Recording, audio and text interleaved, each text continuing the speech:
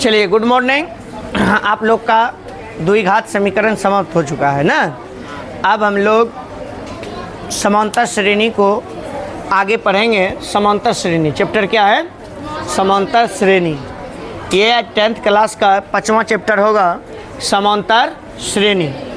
आप लोग इसको जानिए, समांतर श्रेणी क्या होता है। पहले समांतर श्रेणी होता है संख्या के अनुक्रम को समांतर श्रेणी कहते हैं। मतलब संख्या के अनुक्रम कहने का मतलब हुआ कि 1 दिए 4 दिए 7, 7 10, 10 और 13 डॉट डॉट डॉट 13 के बाद क्या होना चाहिए? 16, 16 के बाद 19 होना चाहिए। यह एक क्रम में हुआ। कोई दे दिया आपको 2 और दे दिया 4, दे दिया 6, दे दिया 8, दिया 10, ऐसे डॉट डॉट कर करके दे दिया और आपको बोला कि बताइए ये क्या है, समांतर श्रेणी है या नहीं है। समांतर श्रेणी को चेक करने के लिए क्या होता है इसको समझो। समांतर श्रेणी को चेक करने के लिए दूसरा पद होता है। इसमें पद क्या होता है ये समझ लो पहले। 1 पद, 2 पद, 3 पद, 4 पद, 5, 6, 7, 8 इधर पद होता है। डॉट डॉट करके an लिखा जाता है और इस पद को अंतिम पद बोला जाता है। क्या बोला जाता है? अंतिम पद। स्लो और करें, आवाज़ ना अथी स्लो ना, ठीक ना है। चलिए, समझ में आ रहा है सबको? चलिए, स्लो कहेगा तो स्लो कर देंगे बताने में। हम बोल रहे हैं कि समांतर श्रेणी जो होता है, समांतर श्रेणी वो होता है क्या? समांतर श्रेणी होता है कि अनुक्रम में जो लिखा हुआ हो, क्रम में लिखा हुआ हो, किसी न किसी क्रम में लिखा हुआ हो। जैसे तुम देखो कि इसका जो प्रथम पद है, प्रथम पद, द्वितीय पद, तृतीय पद, चतुर्थ पद और an मतलब होता है कौन चीज? अंतिम पद। बार बार बोलना है। an मतलब क्या होता है? अंतिम पद। जो जितना बोलेगा उसको उतना याद होता है। ये बात जो क्लास में यह होता है अंतिम पद। क्या होता है? अंतिम पद। चलिए, ई कौन पद हुआ? द्वितीय पद। द्वितीय पद। हम बोलना चाहते हैं कि जब अगले पद से पिछले पद को घटा दिया जाता है, अगला पद पिछले पद से घटा दिया जाता है और सभी जगह अंतर समान हो। समान मतलब बराबर हो, उसी अनुक्रम को समांतर श्रेणी कहते हैं। समझ में आया? क्या बोले, बोलो तब।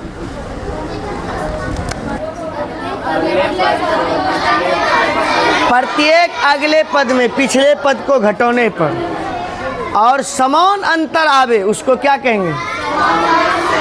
उसको क्या कहेंगे? हम आपको कहते हैं कि यह जो लिखा गया है, आप हमको बताइए यह समांतर श्रेणी में है या नहीं है। हम इसका जांच जब करेंगे यह एपी में है या नहीं है। समांतर श्रेणी को सूचित जो करता है वो एपी से किया जाता है। कौन चीज से? एपी से। क्या जगह एपी में है या नहीं है। इसको हम चेक करते हैं। 4 - 1 कितना हुआ? अभी नहीं करना है। 7 - 10 - 7 13 ना? 13 - 10 बहुत अच्छा। उसके बाद 16 - 13 एन के प्रकार से और करेंगे। 2-4 जगह किए, हो गया। इसका अंतर बता बाबू। इसका अंतर सभी जगह क्या हुआ? यदि अंतर सभी जगह समान होगा तभी वह एपी में है, नहीं तो एपी में नहीं है। एपी में तो आपको एक सवाल आएगा कि बताओ कि यह एपी में है या नहीं है। यह एपी में है या क्या, उसको चेक कर लोगे? एपी में है या नहीं है। कोनो ऐसे लिख देगा, कहेगा कि एपी में है या नहीं है। चेक करने सीख गया, चेक कर लोगे। इसको अभी नहीं सिखाए, फिर से सिखाएंगे, ठीक। इसको समांतर श्रेणी कहते हैं। आपको कह देगा बताइए समांतर श्रेणी किसे कहते हैं, तो आप लोग लिखिएगा समांतर श्रेणी। चलो लिखते जाओ साथ में, लिखो समांतर श्रेणी किसे कहते हैं, पूछ देगा। साथ में ही लिखो इसको।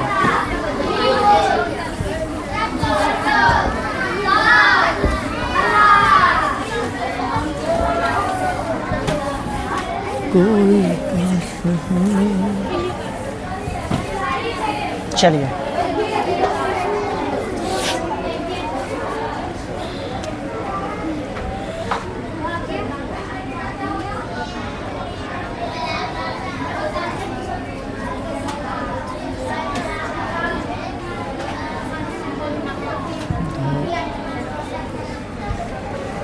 चलिए, संख्या के अनुक्रम को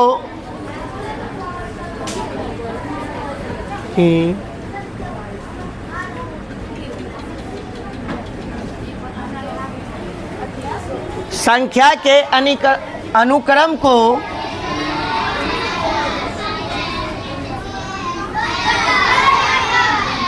समांतर श्रेणी कहते हैं। समांतर श्रेणी कहते हैं। इसे बोलो, इसे एपी से सूचित किया जाता है।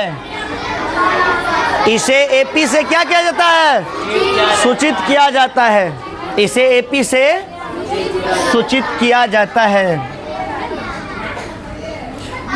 जैसे उदाहरण हम लेते हैं, आपके उदाहरण हम लिखते हैं 1 4, 1 4 के बाद 3 बढ़ रहा है, 7 10 13। यह एपी हुआ।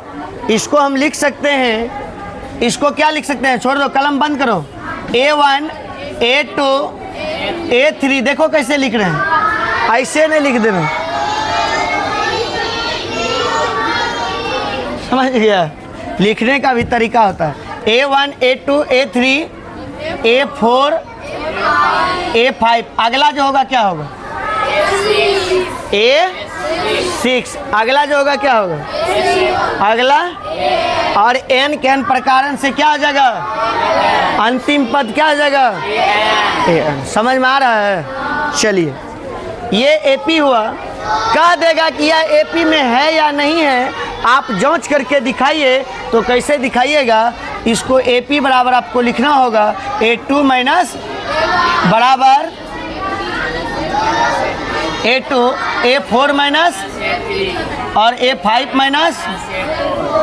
तुम ही लोग दिमाग लगाओ, उसके बाद और हो जाए A6 लिखेंगे तब। चलिए, यहाँ तक हम करते हैं। A2 बोलो बाबू।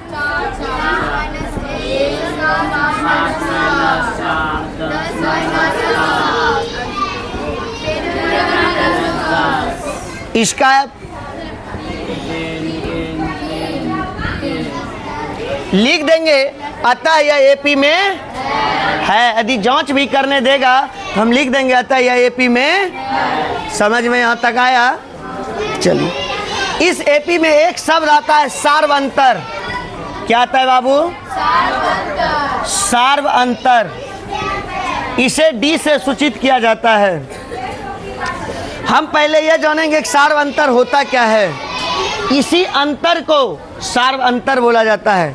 एपी के अंतर को क्या बोला जाता है? सार्वंतर बोला जाता है। हम इसमें लिखेंगे, पूछेगा सार्वंतर क्या है, तो लिखेंगे एपी के अंतर को, एपी के अंतर को क्या बोलते हैं? सार्वंतर कहते हैं। सार्वंतर पूछेगा, इसे डी से सूचित किया जाता है। इसे किससे सूचित किया जाता है? डी से सूचित किया जाता है। इसे किससे सूचित किया जाता है? समझ में आ रहा है? ठीक, इसे डी से सूचित। इस हिसाब से तुम लोग पकड़ लिया होगा कि डी कौन हुआ ना। इसका मतलब है कि डी बराबर सूत्र होता होगा A2 माइनस A1, या सूत्र होता होगा कौन? A3 माइनस A2 और इसी तरह से सूत्र होता होगा A4 माइनस A3 n के n प्रकारन से यदि बराबर बराबर देते चल जाएं तो सूत्र क्या होना चाहिए, तुम लोग भी समझ में आ गया होगा। an बराबर हो जाएगा an माइनस 1, नहीं होगा, समझो यह सार्वंतर d बराबर ऐसा भी सूत्र होगा। A2 माइनस A1 एक घट के हुआ है ना, A3 में एक घट के हुआ है ना, A4 में एक घट के हुआ है प्रथम पद, अंतिम पद में एक पद घट के होगा नहीं हो, तो अंतिम पद में एक घटा दिए तो नहीं हो गया, तो ई भी d बराबर सूत्र होता है। यानी कि हम d बराबर an माइनस 1 लिख सकते हैं। मतलब अंतिम पद माइनस अंतिम पद से ठीक पहले की संख्या, ये अंतिम पद से ठीक पहले की संख्या हुआ। समझ में आया यहाँ तक में किसी को प्रॉब्लम? चलिए अब हम पुनः जाते हैं एपी पर। एपी दो प्रकार के होते हैं। कोई पूछ देगा कि एपी कितने प्रकार के होते हैं, तो हम लोग बोलेंगे एपी दो प्रकार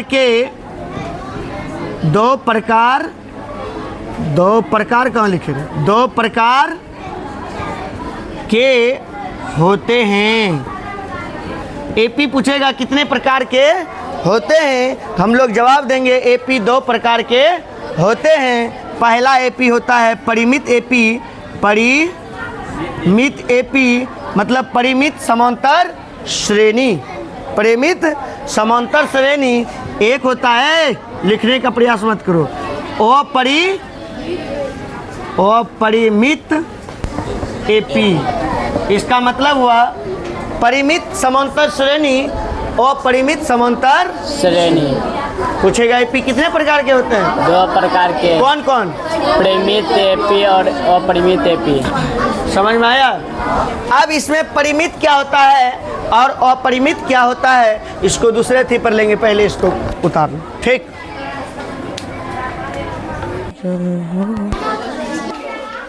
पढ़ाए आपको एपी दो प्रकार के होते हैं। तो एपी पहला एपी क्या होता है? परिमित एपी और दूसरा अपरिमित एपी। आपसे कोई पूछेगा परिमित एपी क्या होता है? परिमित एपी डैश मतलब वह परिमित समांतर श्रेणी किसे कहते हैं? लिखेगा जिस एपी में अंतिम पद दिया हो, जिस एपी में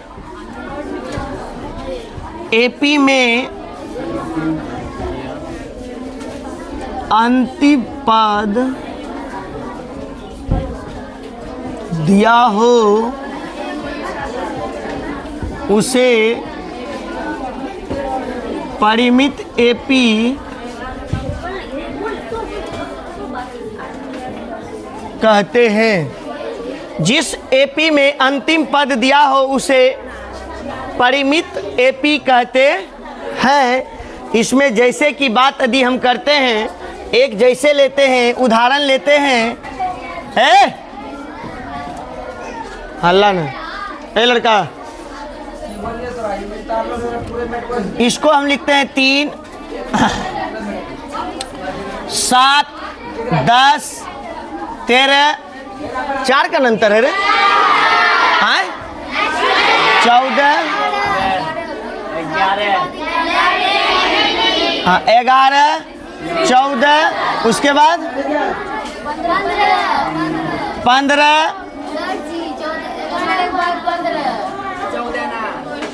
और 15, 19, 21। इसमें आप देख लीजिए, इसमें देख लीजिए अंतिम पद दिया हुआ है। इसमें 19 के बाद कितना होगा? 23 आ गया लाइन। 19 के बाद 23। यदि अंतिम पद दिया है तो परिमित एपी, यदि अंतिम पद नहीं दिया है, डॉट डॉट डॉट दिया है, तो क्या हो जाएगा? अपरिमित एपी। समझ में आया? तो समझ में आ गया होगा। अब खाली अंक मुंह लिख लो, अपरिमित मित एपी, जिस एपी में अंतिम पद नहीं दिया हो उसे क्या कहते हैं? परिमित, अपरिमित एपी कहते हैं। समझ में आ गया? अरे समझ में आया कि नहीं आया? उदाहरण हम लेंगे तो उदाहरण में हम क्या लिखेंगे? बोलो न रे, कुछ बोल रे, इसी को आगे बढ़ाओ न रे, इसी को 3, 7, 11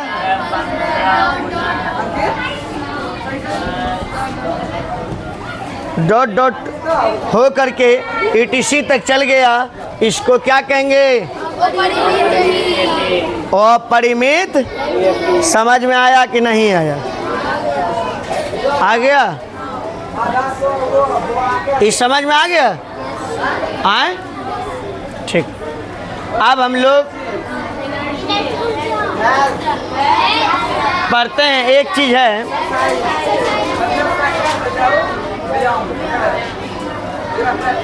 कि एक सूत्र जो आपको बताए अभी हम तुरंत सार्वंतर पर जाकर के उसको पढ़ते हैं। इसको इस जगह से कवरिंग करें, ठीक है?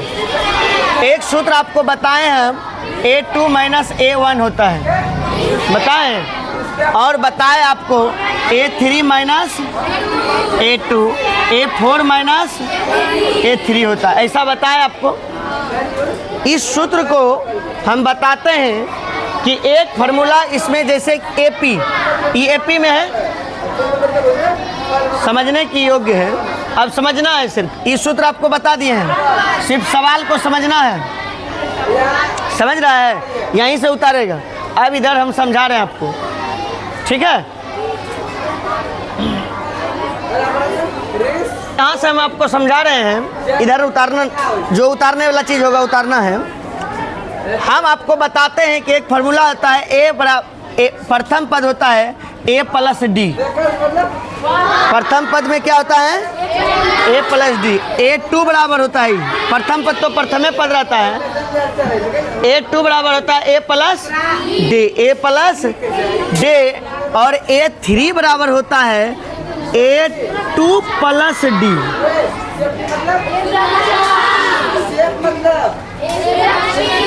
हाँ, ये होता है A + 2D। अच्छा, A4 बराबर क्या होगा तब सोचो? 3D। अच्छा, A5 क्या हो जाएगा? A + 4D। इसी तरह से हमको बताओ, dot dot dot dot dot dot dot dot dot करके हमको एक बात बताओ कि AN बराबर क्या होगा? A + एक घटकेन होता है, इससे एक घटके होता है, तो ये हो जाएगा AN - 1 इंटू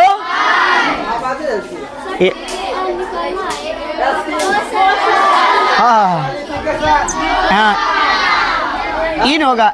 इससे एक घटता है, तुम समझो, यहाँ 5 में एक घटा है, तो N में एक घट करके ये हो जाएगा इंटू D हो जाएगा। समझ में आया यहाँ तक? समझा? यहाँ तो एक फार्मूला बन गया आपका कि सर जी इसको भी लिखेगा यहाँ से यहाँ तक, यहाँ तक सर AN बराबर फार्मूला हो जाएगा A + N - 1 इंटू, इसको पढ़ने सीखो। पूछेंगे AN बराबर क्या? A + N sorry A + N - 1 into D into, पूछेगा कि जहाँ हमको बताइए AN क्या है, बताओ। बहुत अच्छा, क्या पढ़ेगा? अंतिम पद क्या है? और A क्या है? प्रथम पद क्या है? N क्या है? पदों की, अरे तुम लोग पढ़ा है पहले की? हाँ, कब? N क्या हुआ? पदों की संख्या, और डी क्या हुआ? सार्व। ठीक है, समझ में आया यहाँ तक? कोई प्रॉब्लम? ठीक। ए एन बराबर फॉर्मूला हो गया a plus n minus 1 into d. यहाँ तक में किसी को कोई दिक्कत नहीं ना? चलो यहाँ तक बता दो, इसको मिटाएंगे।